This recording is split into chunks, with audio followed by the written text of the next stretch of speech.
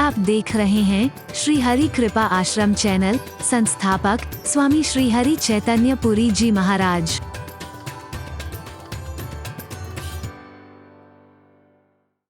हरि बोल, हरि बोल।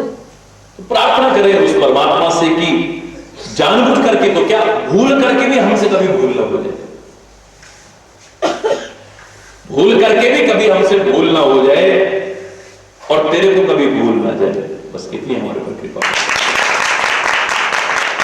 भूल करके भी भूल ना हो और तेरे को कभी भूल ना जाए और सुख में कभी भूल ना जाए। हरि बोल, हरि बोल। अभिमान में कभी झूल ना जाए। हरि बोल, हरि बोल, हरि बोल, हरि बोल। और जोर से बोलो, हरि बोल। तो परमात्मा ने वही किया जो मेरे साथ उचित था। मैंने गलतियां की हैं, उसकी सजा मेरे को मिल रही है, उसका फल मेरे को मिल रहा है। सो फल वही विधाता दीना, जो कछु उचित रहा सो की। हम दोष देते हैं, परमात्मा ने हमारे साथ ऐसा क्यों किया, परमात्मा ने हमारे साथ ऐसा क्यों किया, भगवान ने देखो हमारे साथ क्या कर दिया, हाय देखो भगवान ने हमारे साथ कुछ नहीं करता था। सब कुछ वही करता है, लेकिन फिर भी तुम अपने कर्मों के कारण ही सुख और दुख प्राप्त करते हो। वो तो कृपा करके तुम्हारे दुखों की निवृत्ति तो कर सकता है, बाकी दुख किसी को नहीं, किसी को नहीं दे सकता है। परमात्मा को हम व्यर्थ में दोषारोपण देकर के अपने प्यार को, अपने विश्वास को, अपनी भक्ति को, अपनी श्रद्धा को खत्म करने की कोशिश करते हैं। हरि बोल। तो इस पर हमारी लगातार दृष्टि रहनी चाहिए। हरि बोल, हरि बोल, हरि बोल, हरि बोल।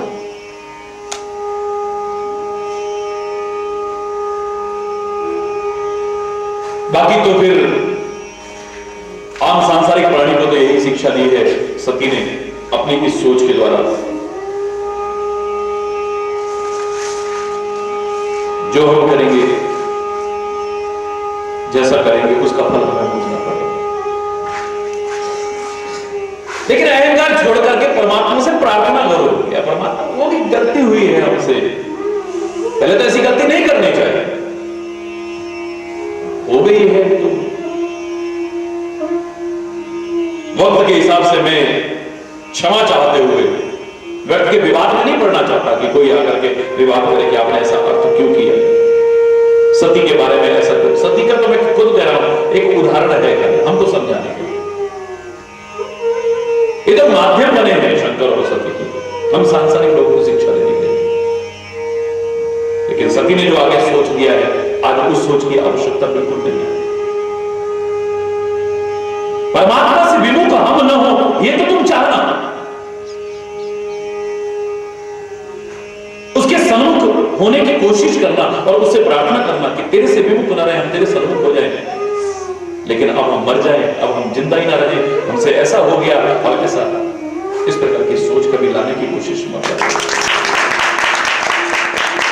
सती के मन में जो आ रहा है, असविधि अस बूझिए नहीं तो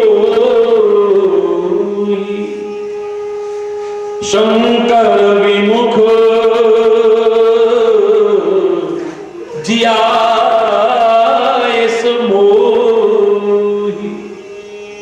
शंकर से विमुख मेरे को जिंदा रखा हुआ है, मैं जीवित तो क्यों? जब मेरा इष्ट ही मुझसे रुष्ट हो गया है। हरि बोल। मैं तो यही कहूंगा कि इष्ट कभी रुष्ट नहीं होता। हम अपने कर्मों से ऐसा कुछ करते कि हमें लगता है वो रुष्ट हो गया है। हरि बोल, हरि बोल। हमारी अपनी कमियां हमें उससे दूरी का एहसास कराने लगती है, अपनी गलतियां हमें दूरी का एहसास कराना है। हरि बोल, हरि बोल, और सब हरि बोल। ऐ विधाता, तूने मेरे साथ ये शंकर विमुख जिया से, शंकर से विमुख रह करके मुझे जिंदा रखा हुआ है। मर जाऊं तो अच्छा है, ये अनमोल जीवन मरने के लिए नहीं है। मैं तो उन लोगों से भी कहूंगा जिनसे अज्ञानतावश, मूर्खतावश, किसी भी वश भयानक से भयानक गलतियां भी हो चुकी हैं, अपने जीवन को खत्म मत करना। हर परिस्थिति का मुकाबला करने की हिम्मत, परमात्मा से मांगना और हिम्मत करना। लेकिन इस अमूल्य जीवन को कभी नष्ट करने की कोशिश मत करना। अपने जीवन को फिर से एक अच्छा बनाने की कोशिश करो। गलतियों से रहित जीवन बनाने की कोशिश। ठीक है, हृदय में ग्लानि है, पश्चाताप है, लेकिन पश्चाताप, प्रायश्चित जीवन का अंत करना नहीं हो सकता है। कैसे भी गलती, अरे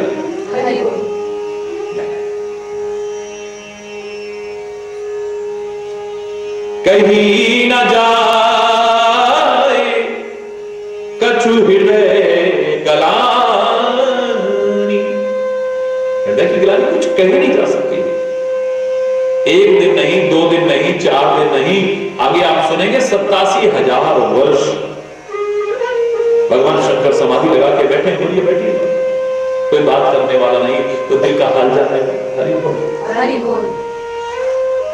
फिर अगर ये मालूम हो कि मुझसे प्यार करते हैं, इस समय इनकी समाधि लगी है, जब खुलेंगे तो मुझसे प्यार तो करेंगे। जब इनकी समाधि खुलेगी,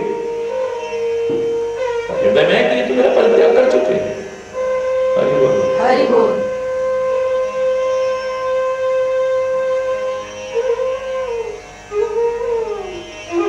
तन से साथ हैं लेकिन हरि बोल।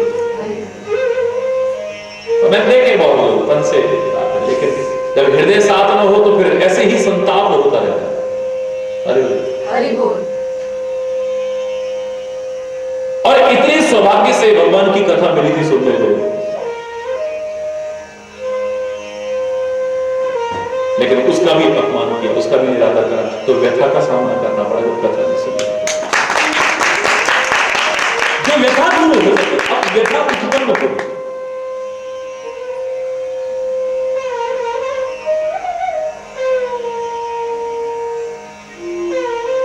सत्संग का अपमान करा तो अब तंग आ चुके हैं। हरि बोल। जहां रंग चढ़ना था प्रभु का, वहां अब तंग आ चुके हैं। हरि बोल।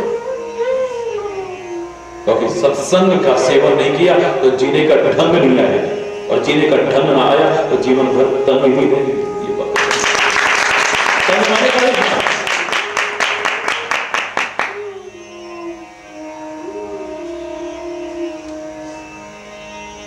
बहुत ग्लानि है हृदय में, लेकिन अब इतनी समझ तो है कि मन महुरा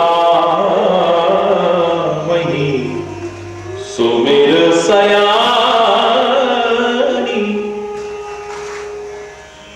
मनी मन में श्री राम का सुमिरन कर रही है, सयानी। अब सयानी का हरि बोल। ये तो सयानापन करा कम से कम। अब ऐसे में दुनिया के आगे दुख नहीं रोना है। बहुत दुखी है, हमारे दिल में बहुत ग्लानि है, बहुत पश्चाताप है, बड़ा दुख है, बड़ा संताप है। और अगर कहते भी तो सामने कोई सुनने वाला है नहीं, और होता वो भी नहीं कहना चाहिए। हरि बोल, हरि बोल। तो ऐसे में हमें सिखाया है समझदार कौन है, सयाना कौन है, कि मन ही मन में परमात्मा का स्मरण करे और अपने दुख दर्द को उसके सामने रोने की कोशिश, अपने मन की व्यथा को यथासंभव परमात्मा के सामने कहने की कोशिश करते। हरि बोल, हरि बोल। परमात्मा से प्रार्थना कर रहे हैं। क्या प्रार्थना कर रहे हैं? बस इसमें से जो आपको करनी चाहिए मैं वहां तक कहूंगा। आगे जो आज की प्रासंगिकता नहीं है मैं उसके लिए आपसे नहीं कहूंगा, क्षमा चाहते हुए।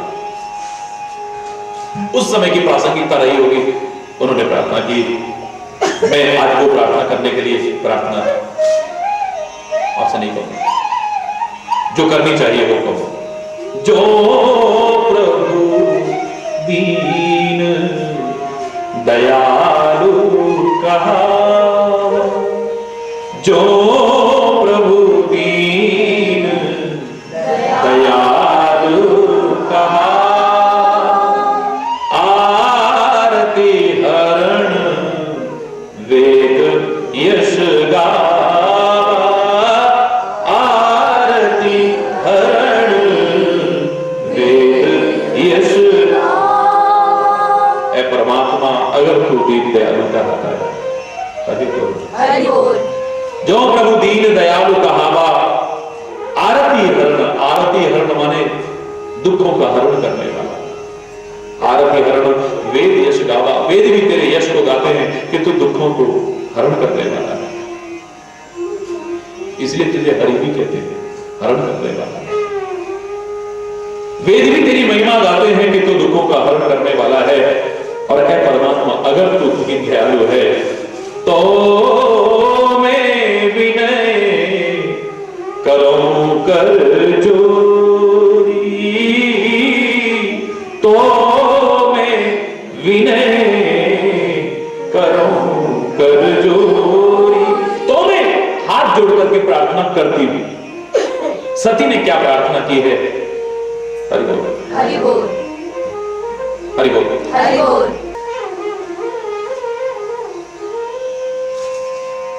सती ने तो ये प्रार्थना की है कि मैं हाथ जोड़ करके प्रार्थना करती हूं। क्या प्रार्थना करती हूं? छूट बेगी देह यह मोरी, छूट बेगी देह यह। ऐ परमात्मा, अगर तू दीन दयालु है, दुखों का हरण करने वाला है, तू ऐसा वेद भी तेरा यश गाते हैं, तो मैं हाथ जोड़ करके प्रार्थना करती हूं कि मेरा ये शरीर छूट जाए। ये प्रार्थना मत करना। ये कहना कि मेरा अहंकार छूट जाए, मेरा संदेह छूट जाए, मेरी गलतियां छूट जाएं, और जो एक दूरी आई है हमारे बीच में वो दूर हो जाए, वो छूट जाए, ये शरीर छूट जाए, कभी कहने की आवश्यकता नहीं। ये शरीर अब उसकी उपयोग क्या सार्थकता थी, मैं इस पर बहस नहीं कर रहा।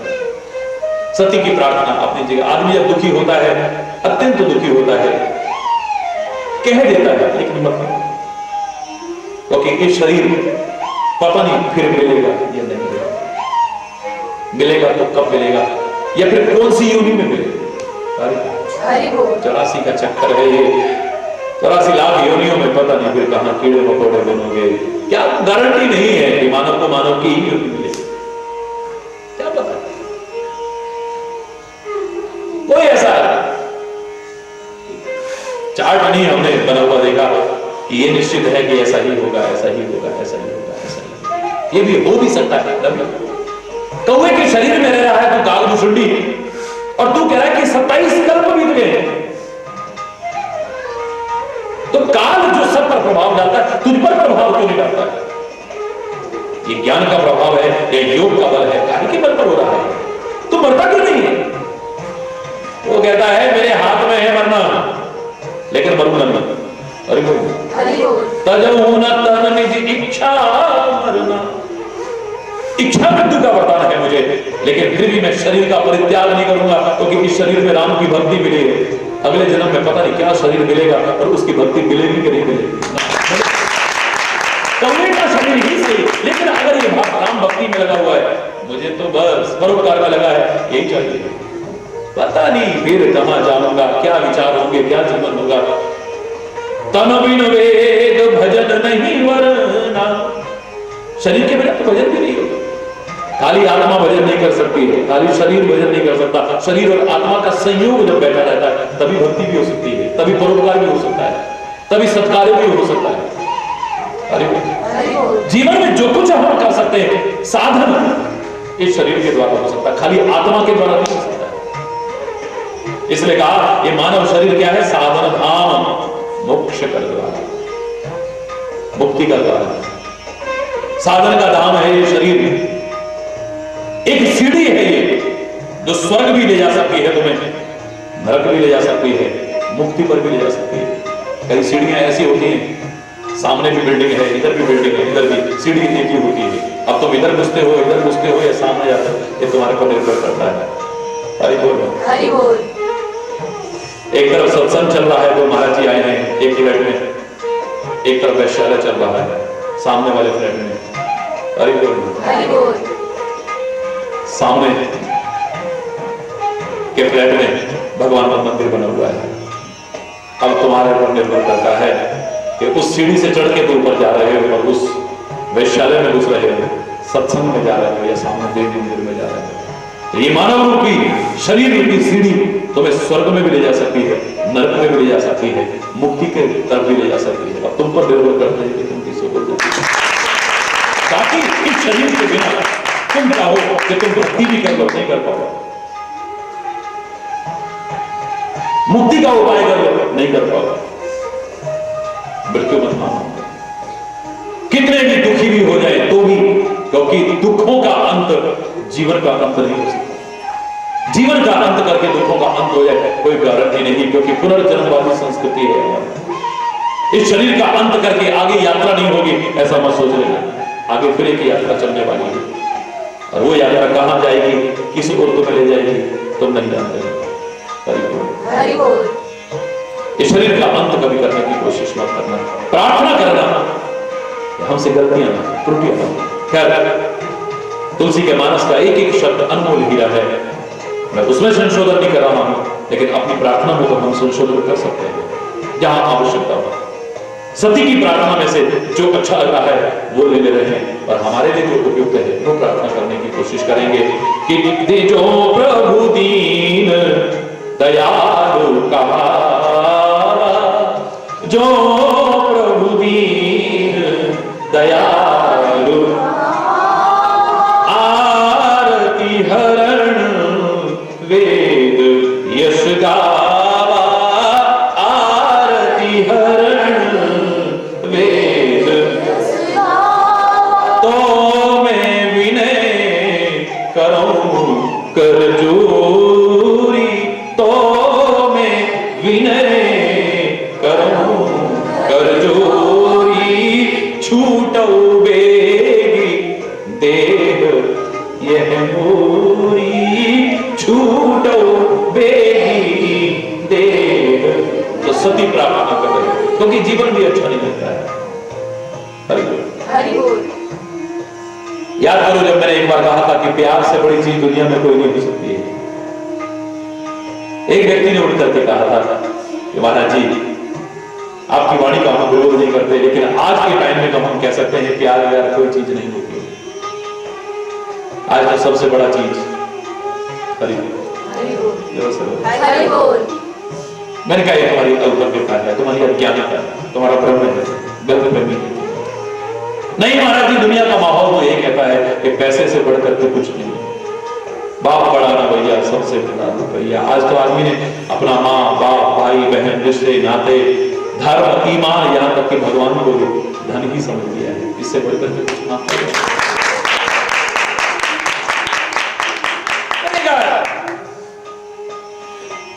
एक प्रैक्टिकल उदाहरण सुनाता हूं, कोई कहानी की सब नहीं।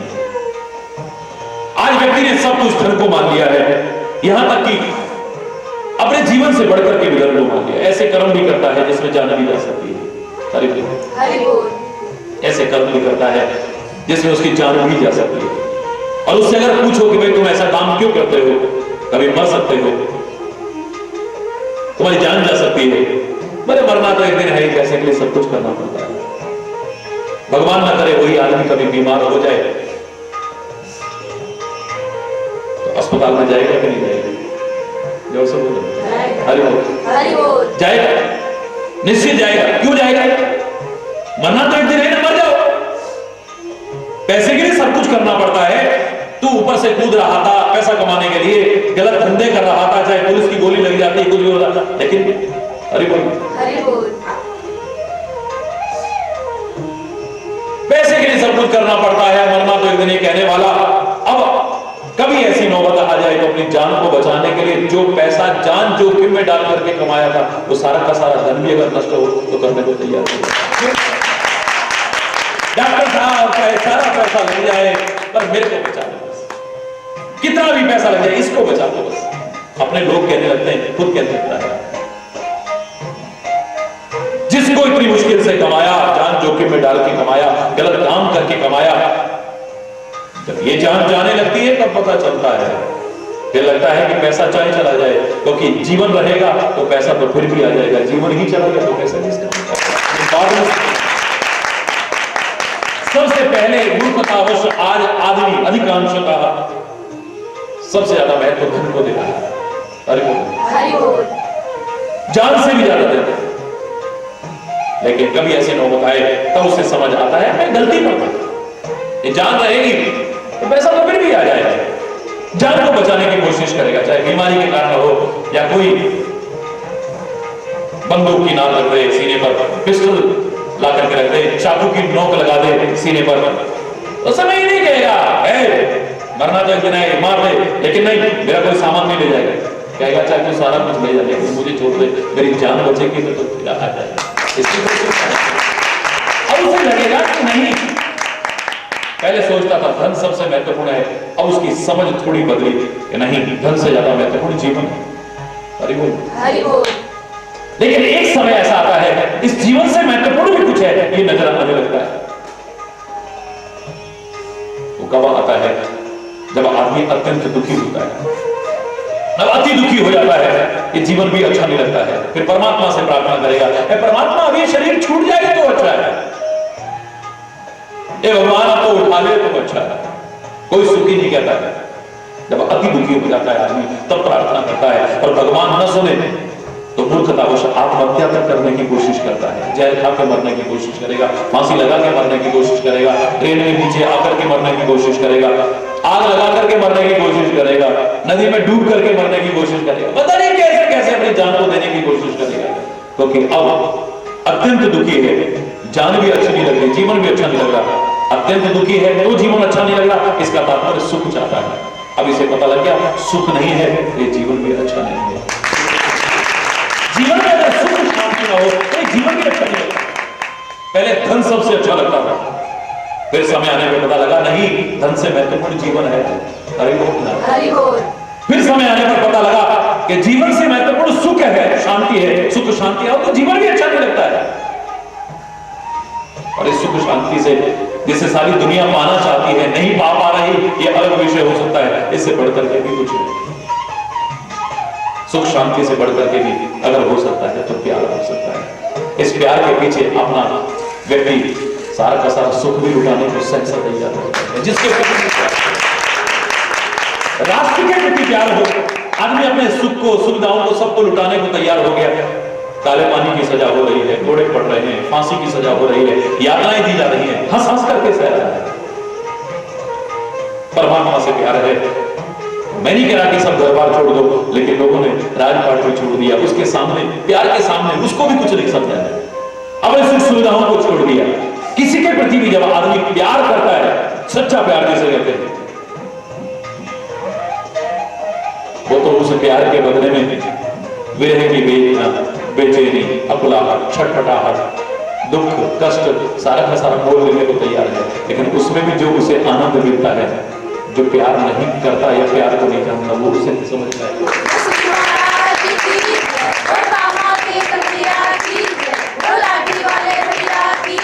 एक समय आदमी धन को सब कुछ मांगता है, फिर समझ आती है कि धन से बढ़कर के जीवन है। जीवन है तो धन फिर भी आ जाएगा, जीवन ही रहा तो धन किस काम का है।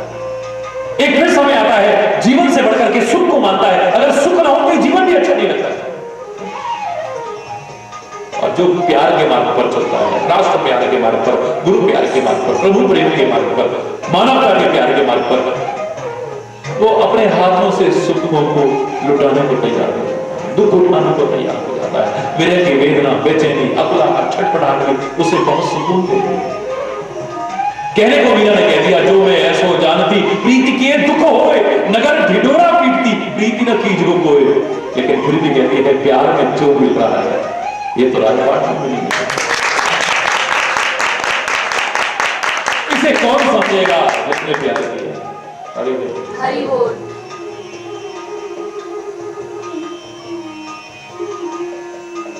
अत्यंत दुखी है तो ये जीवन भी छूट जाए, परमात्मा मृत्यु मिल जाए, इसकी प्रार्थना कर रही है कौन? सती। मैं आपसे कहूंगा कि आप मृत्यु की याचना मत करो।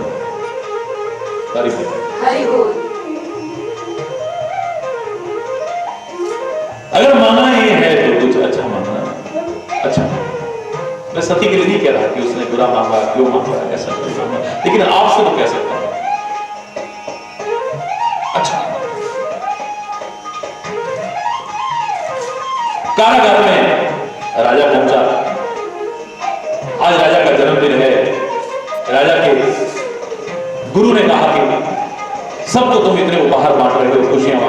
कुछ ऐसे लोग भी हैं चाहे गलतियों के कारण तुम्हारे कारागार में कब से बंद हैं, काल कोठरियों में बंद हैं, जाओ उनको भी बिठाइए और उनसे भी कुछ पूछो, उनको भी बताओ, उन्हें एक सुधरने का मौका दो।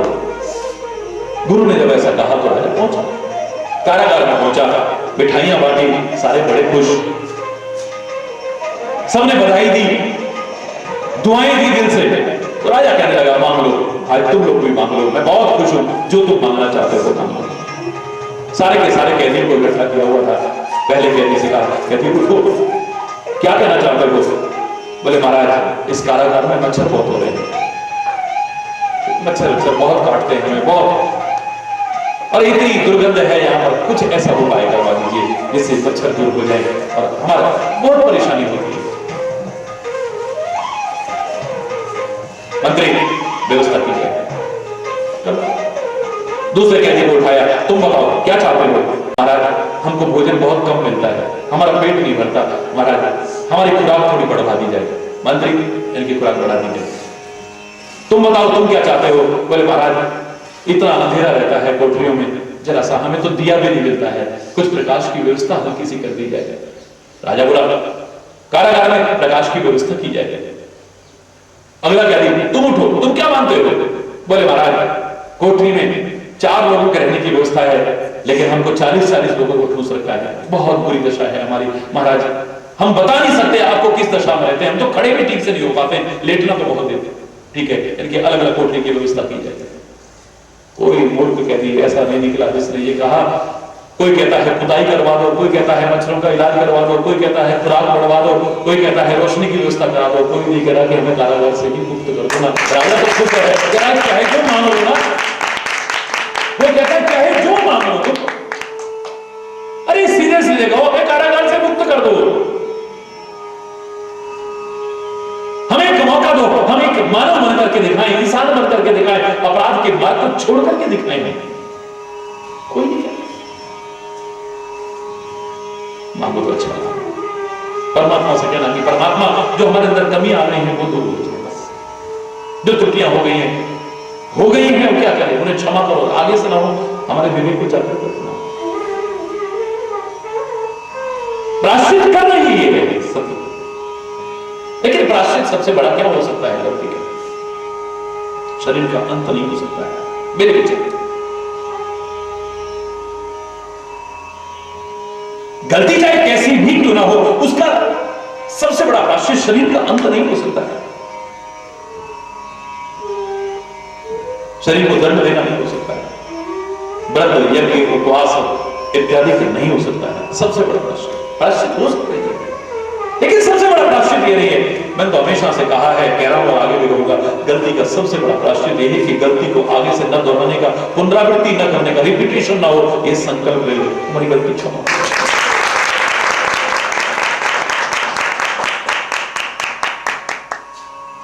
सती के अंदर सतीत्व है, सती परम पवित्र है, सती के मन में कोई अपराध नहीं है, कोई दोष ऐसा कुछ नहीं किया है, ये भक्ति पथ की मर्यादा के विरुद्ध हुआ है, ठीक है, तो कोई नहीं किया है, परम पवित्र है, पतिव्रता है,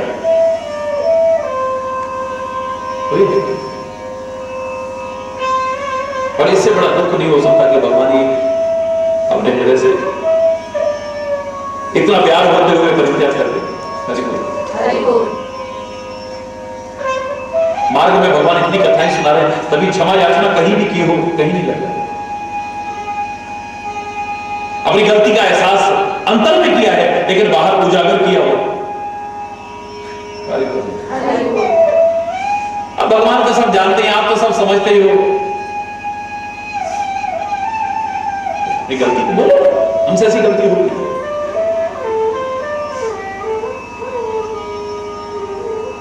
जीवन का अंत हो जाए कभी नहीं चाहना। हरि चैतन्य चाहे इन शब्दों का कोई गलत भी अर्थ लगाए या विरोध भी करे, लेकिन फिर भी कभी भी नहीं कहेगा कैसी भी स्थिति में इस शरीर को समाप्त करने के लिए परमात्मा से प्रार्थना करना कभी। सती की स्थिति ये है, वो सामने है, ठीक है, मैं उस कथा को अगर कथा रूप में गाऊं तो मैं सीधे सीधे बोल सकता हूं, सती इतनी ज्यादा दुखी है कि परमात्मा से मृत्यु की याचना कर रही है। हरि बोल। छूटो बेग देह ये मोरी, जो मोरे शिव चरण स्नेहु,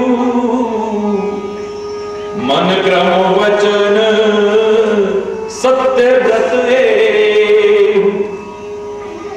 अगर मेरे मन में भगवान शंकर के चरणों में ही स्नेह, कहीं और नहीं, हरि बोल, हरि बोल। तो ऐ परमात्मा मन वचन कर्म से अगर यही एक व्रत है, यही एक संकल्प है कि उनके चरणों के अलावा कहीं प्यार ना हो, तो आप तो समदर्शी हैं, अंतर्यामी हैं, तो समदर्शी सुनिए प्रभु, करो सुबेगी उपाय, होए मरण जेहि बिनहि श्रम, दुसह विपत्ति विहाय। तो हे समदर्शी प्रभु, कुछ ऐसा उपाय करो कि मेरी मृत्यु हो जाए बिना श्रम, कुछ करना ना पड़े मुझे और मेरी मौत हो जाए। हरि बोल। ये जो सहन न होने वाली विपत्ति है, इसका अंत हो। हालांकि जब आदमी दुखी होता है, उसके शब्दों पर ध्यान विचारशील लोग उस समय नहीं देते, क्योंकि स्पष्ट शब्दों में कहा है कि आरत के चित्त रहत न चेत। जब आदमी दुखी होता है तो उसके हृदय में चेत नहीं रहता है, तो चाहे जो बोल जाएगा, चाहे जैसे बोल जाएगा। हरि बोल। जब आदमी दुखी होता है तो उस समय हरि बोल, हरि बोल। सती ने जो प्रार्थना की वो बता, एहि विधि दुखित प्रजेश कुमारी, अकथनीय दारुण दुख भारी। इस प्रकार से बहुत दुखी है सती, अकथनीय, कहा ना जा सके इतना दुख है, दारुण दुख भारी, बहुत भयानक दुख है। बीते सम्मत सहस सतासी, बीते सम्मत तजी समाधि, शंभु अविनाशी तजी। भगवान शंकर तो अविनाशी है, कभी नाश नहीं है। हरि बोल।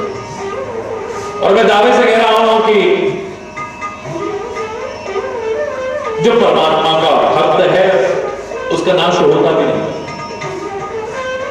ये तो स्वयं परमात्मा है, लेकिन परमात्मा की भक्ति का भी आदर्श उदाहरण दिया है। तो परमात्मा का जो भक्त है उसका नाश कभी होगा भी नहीं। कृष्ण की वाणी असत्य हो जाएगी, वरना न मेरे भक्त अपनश्यति, अर्जुन मेरे भक्त का कभी नाश नहीं हो सकता है। इतिहास साक्षी है, और कई महापुरुषों ने भी बड़े प्यारे शब्दों में कहा है, पापी मरे संत सब जीवे, राम रसायन रसना पीवे।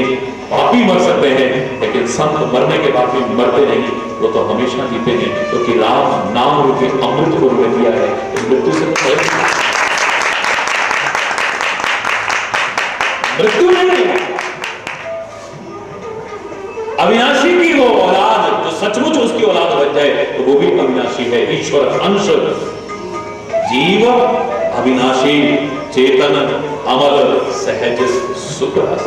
नहीं तो परमात्मा है, क्या परमात्मा का जो अंश है उसके लिए स्पष्ट शब्दों में कहा है कि वो भी अविनाशी है, बशर्ते कि अपने आप को पहचान जाए, स्वरूप को जाने।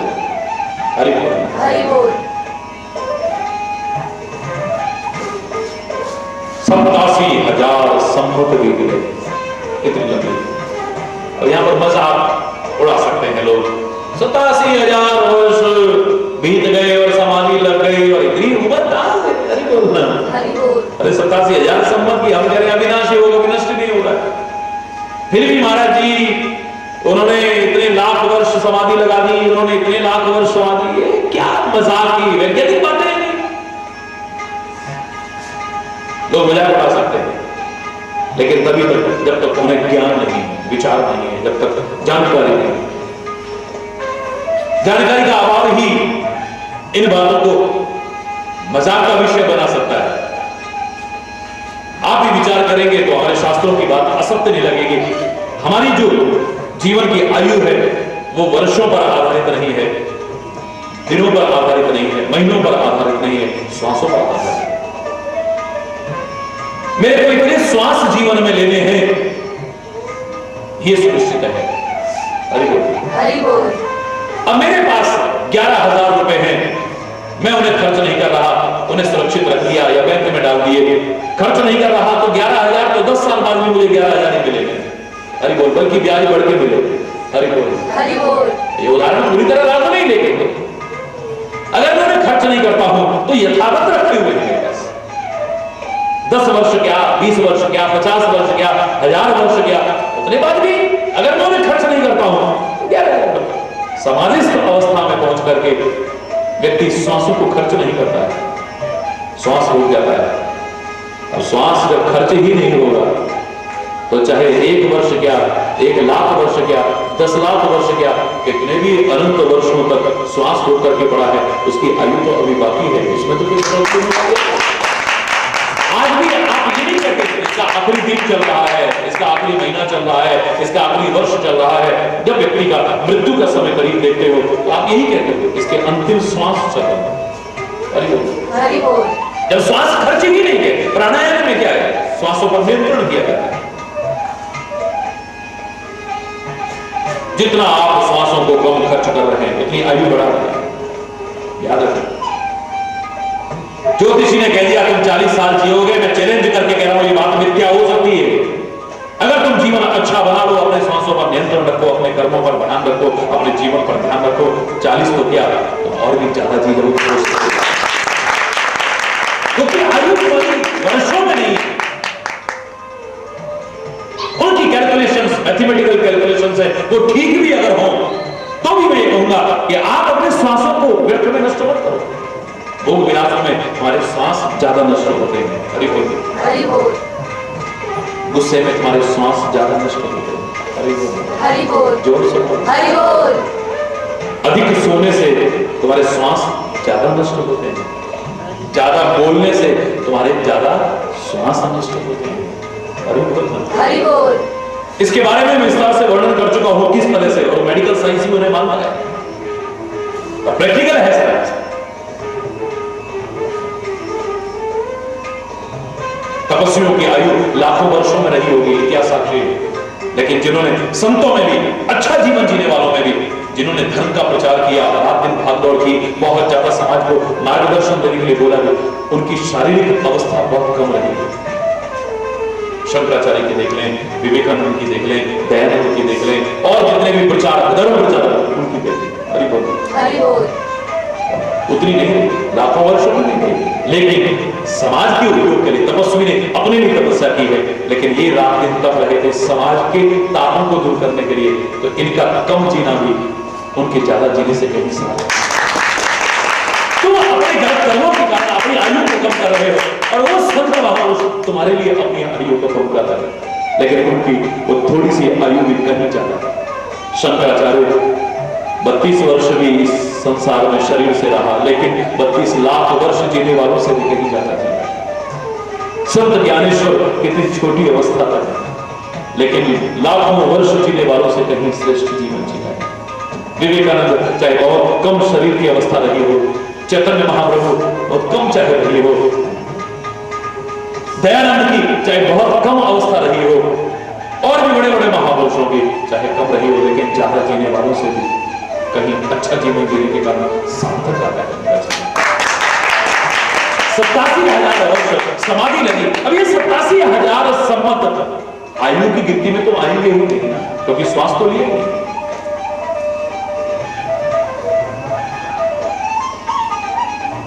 हरि बोल, हरि बोल।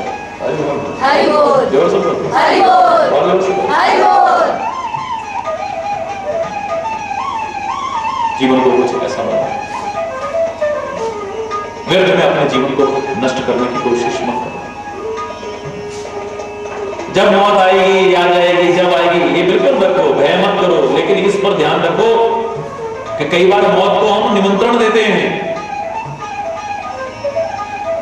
काल मृत्यु ही नहीं, अकाल मृत्यु के शब्द को भी आप नकार नहीं सकते हो। शायद इसलिए हमारे पवित्र उपासना स्थलों में जब चरणामृत इत्यादि देते हैं, अकाल मृत्यु यदि न होती तो ये श्लोक हमारे सामने ना आता। अकाल मृत्यु करणम सर्वव्याधि विनाशनम विष्णुर पादोदकम पीत्वा पुनर्जन्म विद्यते। हरि बोल। हरि बोल। इतने सरल उदाहरण में समझाने की कोशिश और क्या करूंगा। ये कपड़ा है, समय आने पर जल जाएगा। हरि बोल। हरि बोल। फट जाएगा। हरि बोल। हरि बोल। समय आने पर जब इसका समय आएगा, बहुत उपयोग हो चुका है, पूरा गल जाएगा, फट जाएगा, तब मेरे को दुख भी नहीं होगा। और मुझको क्या, किसी को भी दुख नहीं होगा। लोग भी कहते हैं अब इसको हटाओ, वही बहुत गल गया, अब देखो शॉल बदल ना। हरि बोल। हरि बोल। एक समय आने पर फटता है। हरि बोल। हरि बोल। दुख नहीं होता है, एक लापरवाही से हम फाड़ते हैं। सतर्क होकर के नहीं चलते, सावधानी से नहीं चलते, देख करके नहीं चलते, कहीं कांटे में अटका, कहीं कील में अटका, कहीं किसी चीज में अटका और फट गया। लोग हमें बेवकूफ कहेंगे, देख के नहीं चल सकते थे, कितना महंगा लो काट देना चलते। अरे बोलो, और मेरे को भी दुख होगा भाई, इतना अच्छा। अरे बोलो। हरि बोल। एक समय आने पर जब ये गलेगा तब फटेगा। एक लापरवाही से फटता है और एक मूर्खतावश कुल्हाड़ी लेकर के मैं इसको धोऊं और फिर बहुत बड़े गुरु का शिष्य हूं, बहुत भगवान पर श्रद्धा रखता हूं, गुरु महाराज मेरे कपड़े को फटने मत देना, भगवान मेरे कपड़े को फटने मत देना, साक्षात भगवान भी सामने खड़े हो और तुम कुल्हाड़ी से कपड़े दो तो कपड़े तुम्हारे फटेंगे। तुम लड़ाई झगड़ा करते हो, तुम्हारी जान जाने की संभावना हो जाती है। तुम घर में खान पान का इस्तेमाल करते हो, तुम्हारी जान जाने की संभावना हो जाती है। गलत जीवन पर धरा लेते हो, अनेक प्रकार की बीमारियों को शरीर में जन्म देते हो, जल्दी जीवन जाने की संभावना पैदा हो जाती है। काल मृत्यु के अलावा होता है लापरवाहीवश, मूर्खतावश, जरा जरा बातों में इस अनमोल जीवन को आत्महत्या जैसा घोर अपराध करके नष्ट करने की कोशिश करते हो। हरि बोल। हरि बोल। विचार करो, 87,000 सम्मत समाधि लगाना, जीवन को बढ़ाने की कोशिश कर रहे हैं। हाँ, ऐसा जीवन नहीं जो समाज पर भार बन जाए, अपने पर भार बन जाए, किसी पर भार बन जाए और किसी का बुरा करे, अकल्याण करे। हरिचंद्र ने हमेशा ये प्रार्थना की है कि हे परमात्मा, ऐसा तो लंबा जीवन भी मत देना जो किसी पर भार बने, जो किसी के काम ना आ सके और किसी का भला ना कर सके। और अगर अच्छा जीवन हो, परोपकारी जीवन हो, इस राष्ट्रीय समाज के काम आ जाए, ऐसा तो लाख वर्ष का भी जीवन हो।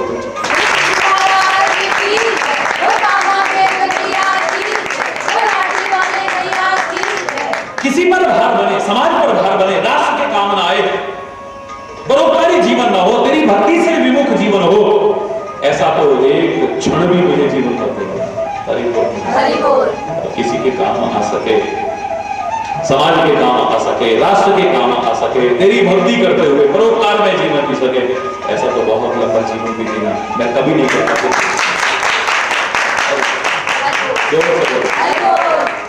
इस जीवन को व्यर्थ में नष्ट करने की कोशिश नहीं।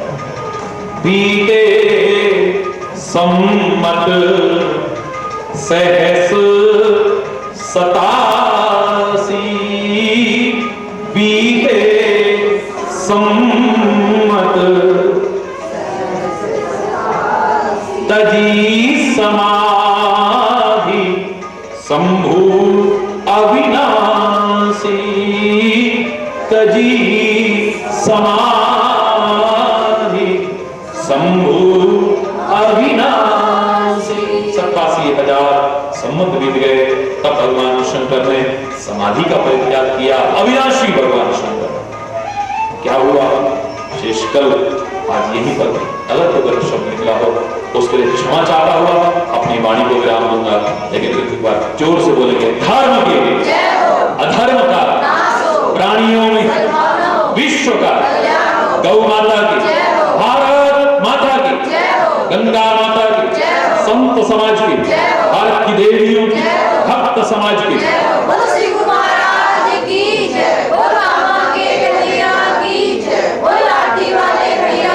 बोलो वृंदावन बिहारी लाल की जय जय श्री राधे श्याम।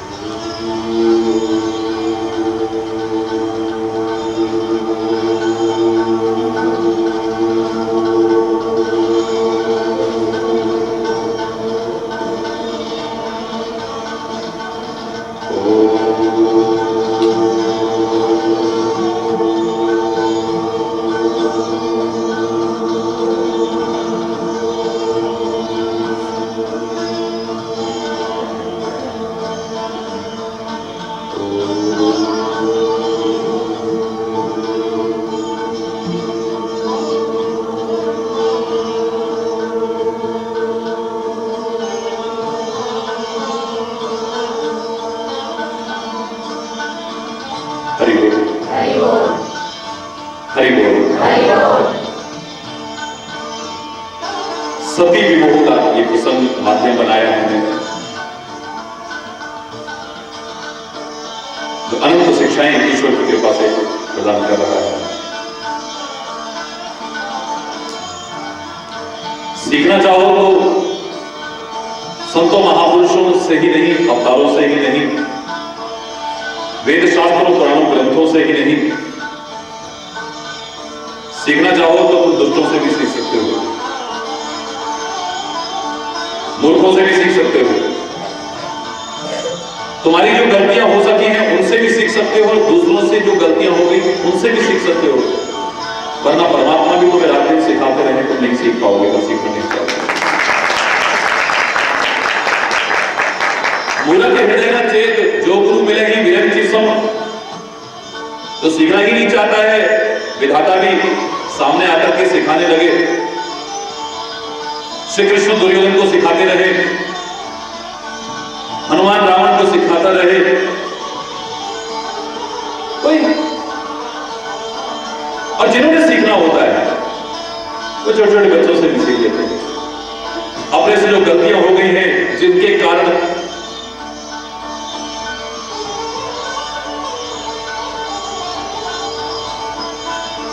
जीवन में किसी प्रकार की भी प्रतिकूलता का दौर सामने आया या दूसरों की भी गलतियां जिनका दुष्परिणाम उनको भोगना पड़ा, उनको देख करके भी सीख लेते हैं। हमें तो मधुकर सरे से संत गुणग्राही बनना है, भौरे और मधुमक्खी की तरह बनना है। लोगों की निगाह में जो फूल बेकार होगा, भौरे और मधुमक्खी वहां से भी अपना रस ग्रहण कर लेते हैं। तुम्हें जहां से मिले वहां से अच्छा।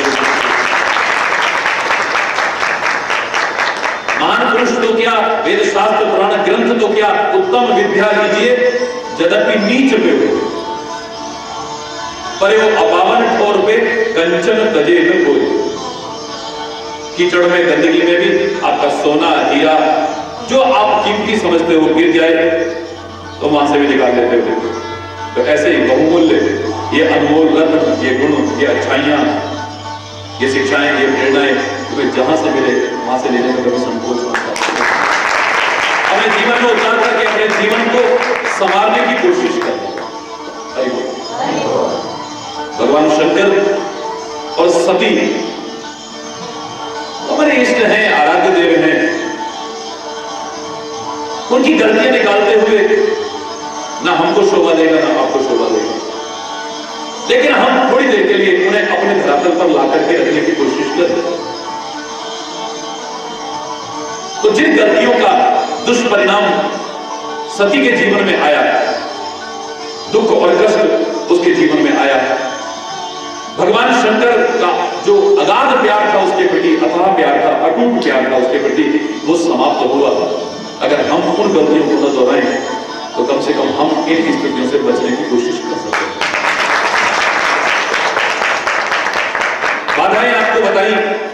प्यार की, उनसे बचने की कोशिश कर रहे हैं। सती के जीवन में जो गलतियां हुई, जिनके कारण इतना प्यार और एक दिन समाप्त हो गया, दुख और कष्ट का भागीदार बनना पड़ा, कम से कम उन गलतियों को आप और हम दोहराने की कोशिश न करें।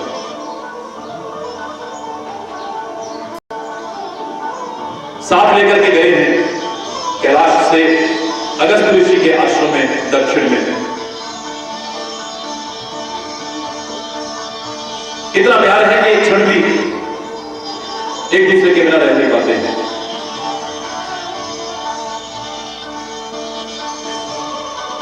लेकिन जब हम पहुंचे तो जिनसे कुछ सुनना था, उन अगस्त ऋषि ने उठ करके सम्मान किया, भगवान शंकर की पूजा की।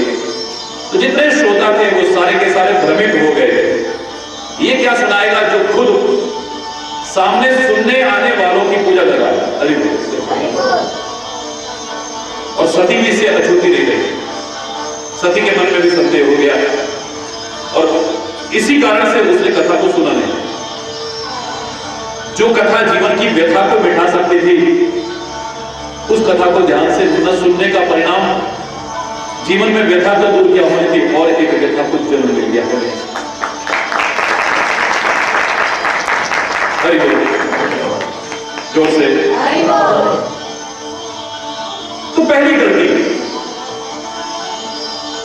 परमात्मा शंकर ज्ञान स्वरूप होते हुए भी इतनी श्रद्धा से उस कथा को सुन रहे हैं, आदर से कथा को सुन रहे हैं, लेकिन सती नहीं सुन रही। पहली गलती।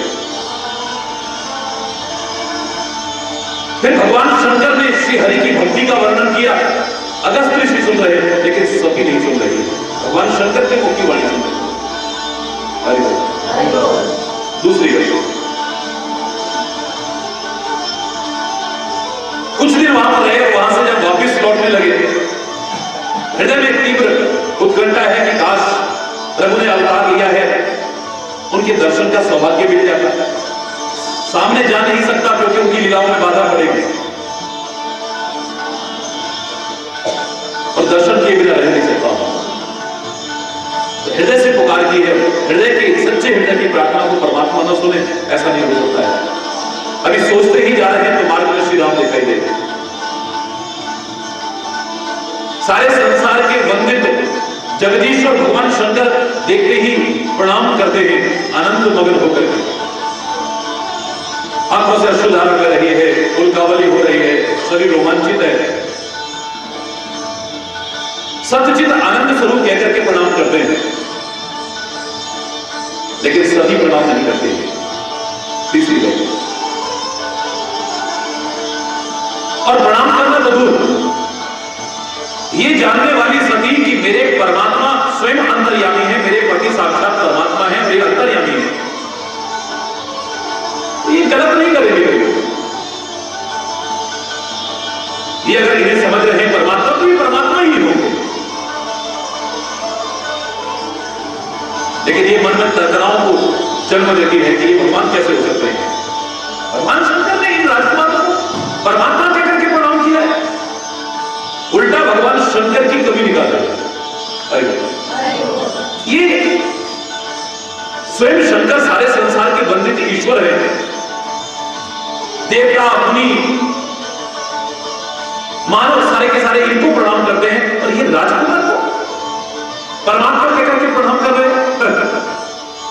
ये भगवान होकर के निराकार है तो साकार रूप में मानव बन के क्यों आएगा, जंगलों में क्यों भटकेगा, नारी के विरह में दीन दुखी क्यों होगा। और परमात्मा तो अंतर्यामी होते हैं, इनको पता नहीं मेरी सीता कहां है।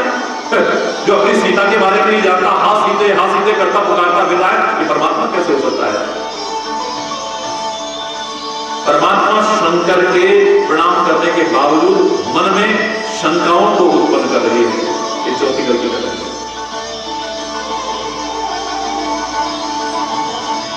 भगवान शंकर समझाते हैं कि ये परमात्मा है,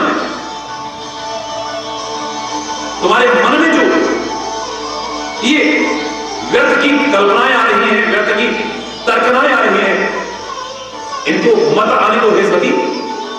तो सती को समझ जाना चाहिए कि मेरे मन में ही प्रश्न चल रहे हैं और भगवान शंकर जान गए अंतर्यामी है सामने परमात्मा, मैं नहीं मानती। हरि बोल। पति नहीं, साक्षात परमात्मा स्वरूप पति नहीं मानती। ये कैसे हो सकता है स्वामी, ये कैसे हो सकता है स्वामी? मैं नहीं मानती इस बात। वासवी होती है। हरि बोल। बार बार समझाने पर तर्कनाएं कर रही है, बहस कर रही है।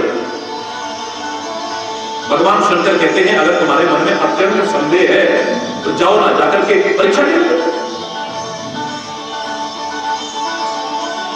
तो परीक्षा लेने के लिए तुरंत चल देती है। हरि बोल। पांचवी गलती, छठी गलती करती है कि वहां जब परीक्षा लेने के लिए जाती है तो शिव ने कहा था विवेक और विचार का ध्यान रखना, विवेक पूर्वक विचार करके परीक्षा लेना, लेकिन इसने विवेक को खो दिया। दर सीता का रूप, सीता का रूप धारण कर लेती है। भारतीय संस्कृति के बिल्कुल विपरीत आज क्या स्थिति है, नाटक में, फिल्मों में, विभिन्न प्रकार के इसमें, अभी उसकी पत्नी बने, अभी उसकी पत्नी बने, अभी उसकी पत्नी बने, अभी उसकी पत्नी बने। आज क्या रूप है आपके सामने है। हरि बोल। लेकिन किसी जमाने में मन में भी किसी पुरुष के बारे में आना इस भारतीय संस्कृति के बिल्कुल विपरीत माना जाता है। मन में भी किसी प्रकार का अनुसुईया ने जो सीता को संदेश दिया, उपदेश दिया, काश उसे पढ़कर के देखे उत्तम पतिव्रता कौन है, मध्यम पतिव्रता कौन है, अधम पतिव्रता कौन है, निकृष्ट स्त्री कौन है। हरि बोल। आश्चर्य करेंगे। हरि बोल।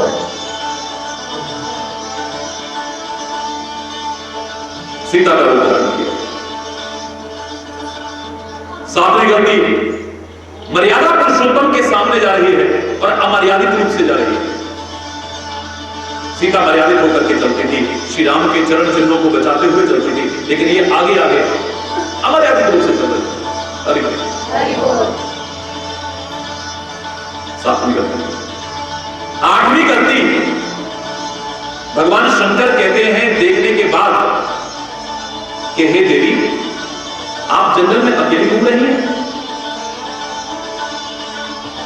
कहो ना कहां गए वो वृक्ष केतु, भगवान शंकर का मैं। पानी पानी हो रही, मैं जिन्हें राजकुमार समझ रही थी तो साक्षात परमात्मा है, अंतर्यामी है, पहचान गए मुझको। तो चरणों में गिरती क्षमा याचना करती कि मुझसे अपराध हुआ प्रभु, लेकिन ये चरणों में प्रणाम भी नहीं करती है, अपराध की क्षमा याचना भी नहीं करती है प्रभु। भय के कारण वापिस लौटना शुरू कर देती है। आठवीं गलती, जैसे आगे जा रही है तो आगे परमात्मा अपने प्रभुत्व का दर्शन कराते हैं। ये सोच रही थी कि सीता के वियोग में राम भटकते फिर रहे हैं मानव कैसे। अब इसकी आंखें देखती है सामने क्या, ये सामने देखती है तो राम, सीता और लक्ष्मण है। ये क्या हुआ था? पीछे पीछे मुड़े तो फिर भी वहां पर राम, मात्र लक्ष्मण के सामने, वहां भी राम, सीता, लक्ष्मण है।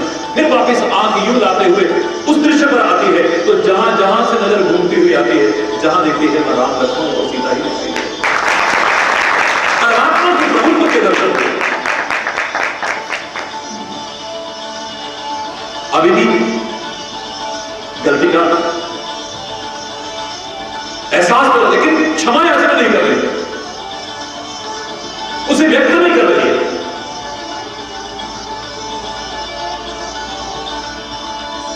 परमात्मा के चरणों में प्रार्थना नहीं कर रही,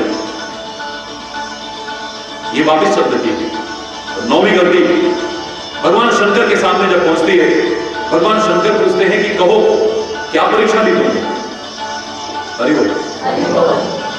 कछु न परीक्षा लीन गुसाई, कीन प्रणाम तुम्हारे ही नाई। कोई परीक्षा नहीं प्रभु। आपके वचनों पर विश्वास नहीं है क्या? आपने कहा भगवान है, मैंने मान लिया। जैसे आपने प्रणाम किया, मैं जैसे प्रणाम करा बस। तो परमात्मा से, अपने पति से, मात्र पति नहीं, परमात्मा शंकर से झूठ बोल रही है, उससे झूठ बोल रही है जिससे कुछ छुप नहीं सकता है।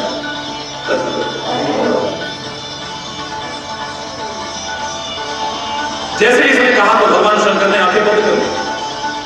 इसको एहसास हो जाना चाहिए कि मेरी बात का विश्वास तुमने नहीं किया। तब शंकर देखे उधर ध्याना, सती जो चरित्र कीन सब जाना, सब जान गए। ओह, यूं किया, पहचान जाना चाहिए कि भगवान शंकर को पता लग गया है मेरी गलती का। तो पैरों में गिर पड़े, रोए, गिड़गिड़ाए, प्रार्थना करे कि हे स्वामी मुझे माफ करो, मैंने आपकी वचन